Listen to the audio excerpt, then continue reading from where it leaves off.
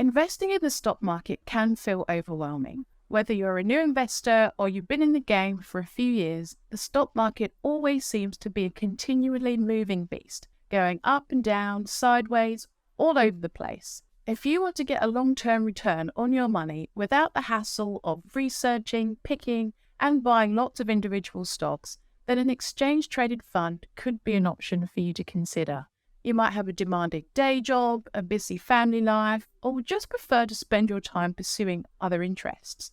Perhaps the stock market just doesn't interest you at all. You find all the numbers and charts just really boring, but you're conscious of the fact that your money is better off invested and protected against dreaded inflation, as opposed to just sat in a savings account. Exchange-traded funds, or ETFs, are an increasingly popular set-and-forget investment strategy for everyday investors like you and I, and by the end of the video, you'll hopefully understand why. First off, ETFs can be completely hands-off. Hands-off for you as an investor because you don't need to be constantly monitoring your holdings, rebalancing, or making adjustments in order to achieve a return on your money. ETFs gives you exposure to a pool of investments without having to buy individual shares, which for some can be complicated and just plain stressful. For a complete autopilot approach to investing, you could make use of the Auto Invest feature on whatever trading platform you're using. Most platforms actually offer this function, including the popular ones like Vanguard, Trading 212, Invest Engine, etc. In addition, you can even select ETFs that automatically invest any dividends back into the fund itself. For instance, if you wanted to buy a share in Vanguard's All World ETF, which tracks the FTSE All World Index, I'll come on to indexes in a moment, you could either buy a version that distributes the dividend to you directly, or you could buy a version where the fund manager automatically reinvests that dividend back into the fund itself. As this dividend is paid quarterly, the accumulating version will save you the job of logging into your trading account 4 times a year to manually reinvest the dividend. ETFs on the whole just don't require constant attention from you as an investor. Instead, any tweaking will likely be minimal over a long-term horizon. And if you choose a passively managed ETF over an actively managed one, they are also a hands-off, low-effort product for the fund manager that provides your ETF. Less work for the fund manager means lower fees for you. And this leads me nicely on to my next point, in that ETFs are great value for money for what they provide. You have the choice of investing in actively managed or passively managed ETFs. Passive investments aim to mirror or track the performance of an underlying market index such as the FTSE 100, S&P 500, NASDAQ 100, the list goes on and on. On the other hand, actively managed funds such as investment trusts try to outperform or beat the index benchmark, and therefore charge more to cover high transaction fees and cover the cost of employing a team of hardworking analysts. To put this into context, the ongoing charge for the Vanguard FTSE 100 ETF, which is a passive ETF that tracks the FTSE 100 index, has an expense ratio of just 0.09%. So you would pay £9 for every £10,000 you had invested in this ETF.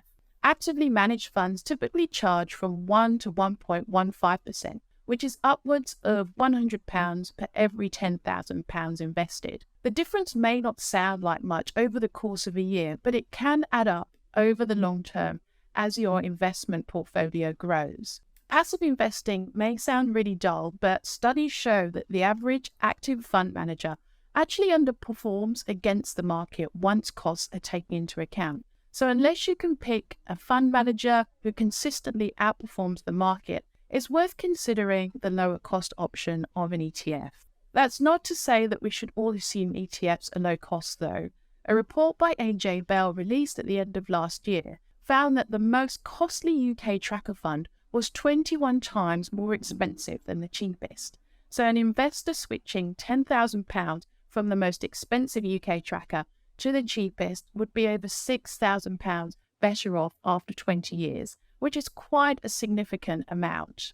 With an ETF, you're able to build a hassle-free, diversified portfolio at the click of a button. Diversification is really important for any investor because putting all your eggs in one basket is rarely a good idea. ETFs tick the diversification box because you're buying a mix of investments that trade together like a single security or asset. And the great thing is you're able to reap the benefits of having a mixed portfolio without being an expert in the various sectors or industries, themes, or countries, etc. Think of an ETF as a delicious cake with multiple layers. Just one slice of that cake will get you a small piece of every single layer. So you don't have to eat lots of different cakes to enjoy all the flavors. The benefit of a diversified product like an ETF is that if some of the investments perform badly over a certain period, others may perform well. So by spreading your risk, you're actually cushioning your portfolio against any major blows. But just like cakes though, ETFs come in a gazillion varieties, sizes, prices, themes, you name it. They're listed on the stock exchange and each ETF has its own ticker symbol. So you can buy and sell shares in them just like you would in a company, for example. They aren't like traditional mutual funds, which are only traded once a day once the stock markets close. The flexibility ETFs offer allows you to rebalance your portfolio really quickly and easily if needed. What's more, ETFs don't just track market indices, they can also invest in specific sectors such as real estate or healthcare, as well as other investments like government or corporate bonds. There are even ETFs that can track fiat currencies and cryptocurrencies. In fact, the main challenge if you're looking to invest in ETFs is simple. There are so many to choose from. Which one do you actually choose for your investment portfolio? Investors have a choice of over 8,000 global ETFs to choose from, which is a staggering amount. When you compare that to the 276 ETFs available just 20 years ago, it's easy to see how popular they've become as an investment vehicle. What are retail investors like you and I meant to do with such a sizable selection like this? Well, the best advice from the experts and the strategy that I tend to follow is to stick to the biggest, most well-known ETFs tied to familiar indexes. I personally think it's the way to go if you want to be an armchair investor with low risk exposure. This means investing in ETFs that mirror indexes such as the FTSE 100, which tracks the top 100 performing companies on the London Stock Exchange, or the S&P 500, which tracks the top performing 500 companies in the US. But if you want to branch out a little bit or see what options are available, you can use a website like ETF.com, which allows you to search and compare ETF using different criteria. For example, you can narrow it down by asset class, so you might be interested in ETFs that deal with bonds and provide a fixed income, or ETFs that might be equity-based, so in other words, allow you to buy shares in a company, which is probably the most popular option among everyday investors. There are also ETFs that form a collection of commodities such as oil and gas and precious metals. Within the categories, you can also break down the search criteria even further by geography, different themes, sizes, etc. There are quite a few different screening websites that you can use as well. ETF.com isn't the only one. Just ETF is another one, and Morningstar, the investment research site, also offer an ETF search function. I'll provide links to their websites in the description below, so hopefully that will be helpful. The key criteria to consider when researching and buying ETFs is that they are low cost and offer broad exposure to many sectors. If you're in the UK, also check that the ETFs that you're going to choose can be added to a stocks and shares ISA as well to keep any gains or dividends tax-free. If they're listed on the London Stock Exchange, then they're usually permitted within ISAs. Although passive ETFs are designed for buy and hold investing, like any investment product out there on the market, they are not absolutely fail-safe. As we all know by now, the value of your investment can go up as well as down. An upward trend is far from guaranteed, and vehicles like ETFs that live by the index can also die by the index. There are no fund managers that will just jump in and rescue your investment from a downward move in the index you're tracking. So think really carefully about where you're investing, how much you're investing, and make sure you're viewing your investments with a long-term lens.